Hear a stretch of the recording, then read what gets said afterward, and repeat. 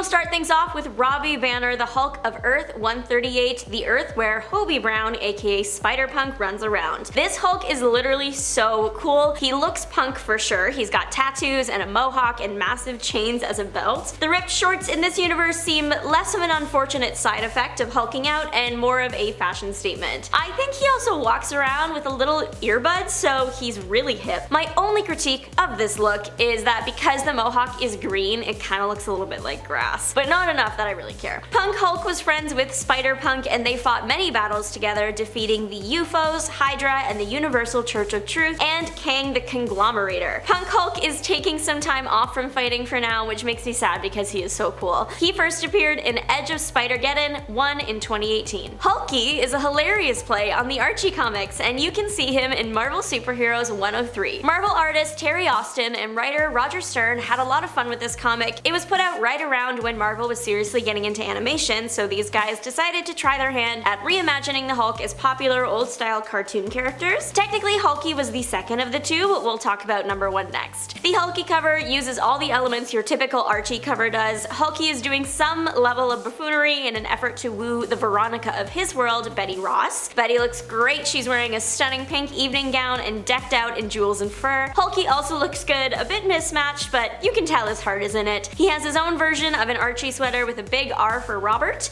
He has plaid pants and a polka dot tie. Truly a fashion icon. Hulkie heard you're supposed to bring a girl a plant on a date. Usually the choice is flowers. Hulkie picked a tree. The squirrel who lived there wasn't too happy about this and can be seen pelting Hulkie with nuts. Hulkie is from Earth 10,381, and the title for the fake book is Hulkie, America's Typically Incredible Teenager. I wouldn't be mad if Marvel actually put this book out. Honestly, I am asking Marvel to not only make Hulkie actually happen, but Hulk-Hare too. He is a parody of Bugs Bunny and just the Looney Tunes in general. From the limited info the fake story cover gives us, we can assume the story would pan out similar to how the story usually goes between Bugs Bunny and Elmer Fudd, except Elmer is General Ross, and I don't think he's going to win this time. This cover even features Stan Lee doing the iconic "That's all folks" bit, but saying "face front folks." Hulk-Hare somehow looks scarier to me than actual Hulk. Maybe, I don't know, it's the massive bunny teeth or the fact that the Hulk is covered in fur, which is unsettling, or the long ears, I don't know, but I know I wouldn't mess with him. This isn't even the only time the Hulk has been made into a bunny. There's also Hulk Bunny from Earth 14,094, then a different Hulk Bunny from Earth 8,311, the Spider-Hamverse. There's probably more than that I haven't found, but our Hulk-Hare is from Earth 81,113. And that's all folks, moving on. The Hulk from Earth 9,939 fought back a major disaster in the year 2020. What I think is funny is somehow Marvel predicted the world was going to have a major event happen in the year 2020, but instead of an evil monster coming and making everybody too afraid to fight back, it was a virus that made us all too afraid to go outside. Marvel, you almost had it. Anyway, this Hulk was a member of the X-Saviors. They were a superhero team that swore to protect a specific area from Charnel's drones. Charnel is this evil human cyborg magician that has taken over the Earth. So he is the one that pretty much every hero on Earth is fighting against. When the various hero teams are gathered up by Tony Stark and actually start working together, that is when the tides turn and the good comes out on top. This Hulk seems like he might be closer to Nerd Hulk than regular Hulk. He speaks in full sentences and just seems very in control of himself. Earth 71,612's Bruce Banner wasn't the only person in the room when the Gamma Bomb went off. This Bruce Banner was an employee for Banner Tech Industries, right? He discovered Amadeus Cho was experimenting on pigs with gamma radiation, turning the pigs into big green monsters. Now he just needs to do it to chickens and have some green eggs and ham. So in this space we now have Banner and Cho. In walks another guy, Gabe Jones, to warn them that AIM stole their gamma bombs and was going to launch them at big cities. You know what that means. Hulks everywhere. There is a valiant effort made to stop the explosions. Cho tweaks the bombs so they do not cause a massive explosion, but instead it explodes into a massive cloud of green gas. That green gas causes everyone that inhales it to turn into a Hulk. There is a couple hundred people in the vicinity, minimum. The end of the story features Banner saying Cho saved the world, but who was going to save the world from all the new Hulks? This version of the Hulk appears more vicious than his Earth 616 counterpart. He has fangs and a really long lizard-looking tongue, and he just overall looks scarier. The Hulk once became a gunslinger in the Wild Wild West when he was reimagined to be the two-gun kid of his world. This also happened in a Marvel Superheroes End of the Comic Imagine tense situation, but it's so fun, and I love cowboys and the color green, so Two-Gun Hulk had to be acknowledged. I love the implications of Hulk being Two-Gun Kid, because then that means the later version of him that joins the Avengers, because the Hulk can kind of live forever, and I like to think he would still join the Avengers when they are created, but when he does that, everything would be the same, but he has a southern accent and can shoot real well. Wouldn't it be swell if instead of saying Hulk smash on Earth 84,112, he's just saying like Hulk shoot or something? Point is, the Hulk as a cowboy is a great idea, and he wears the cowboy hat well. The Hulk is one of the strongest heroes in the Marvel Universe, but then one day he got extra jacked when he got lizard serum. He became Lizard Hulk. It makes sense, the lizard is green, the Hulk is green, why not put them together? The Hulk of Earth 19,919 has probably an almost identical history to 616 Hulk, but with one change. He was infected with the spider virus. It's the virus that made Peter turn into an actual spider and then molt back into being a human. You are also under the Spider Queen's control when infected. On Earth 616, the virus doesn't affect superpowered people. Earth 19,919 is the Earth where the virus mutated to harm super people. The Spider Queen's influence over the Hulk was broken when he was given the lizard serum and he became lizard-like. He was still green, obviously, but super scaly now and has sharp teeth. He looks like a big iguana. Lizard Hulk was part of the storming of the Queen's castle and eventual defeat of the Spider Queen. All this happens in 2015's Spider Island series. Lizard Hulk isn't the first Hulk to experience something that was supposed to happen to Peter Parker. The Hulk from Marvel's on Earth 200527 is the Spider-Man of his world. Hulk was the one bit by the spider here. It's a short and sweet story, but I do have questions. Hulk is shown as Spider-Man as Hulk. Banner is not involved, so that means the guy running around New York in the Spider-Man costume is a huge Hulk-sized man. Hulk does work for J. Jonah Jameson, like Peter does, and I love that Jameson doesn't realize that the only other person in NYC that is as big and strong as Spider-Man is his employee, the Hulk. It's funny to think about the Hulk getting all the powers Spider-Man does, because Hulk is already super strong and powerful, so would he just get stronger? Would the spider bite even do anything with Hulk's healing factor? These are all very important questions. Spider-Hulk was later seen helping alternate universe Spider-Man when they were all working together to defeat the Inheritors. Nerd Hulk of the Ultimate Universe Earth 1610 became a vampire and caused too many problems to count. Ultimate Hulk has a kind of vibe like Nerd Hulk from Avengers Endgame. He's a mix of Banner and Hulk. He was a clone created by Tony Stark's older brother Gregory to have Banner's intelligence and Hulk's strength. This had its advantages and disadvantages. Now the Hulk could think rationally and use his strength for good, but now the Hulk thought rationally. Anger was no longer driving his strength, which meant he was easier to defeat in battle. Nerd Hulk was involved in the fight against Red Skull and the Cosmic Cube. Then he tried to join the Ultimates, but they rejected him. He decided to move to the Big Apple, which also went wrong. He was attacked by vampires. Other versions of Hulk that have been bitten by a vampire will sometimes heal really fast because the gamma radiation can stop the vampire disease. This isn't the case for Nerd Hulk. Maybe it has something to do with the fact that he is not full Hulk, I'm not sure. Nerd Hulk,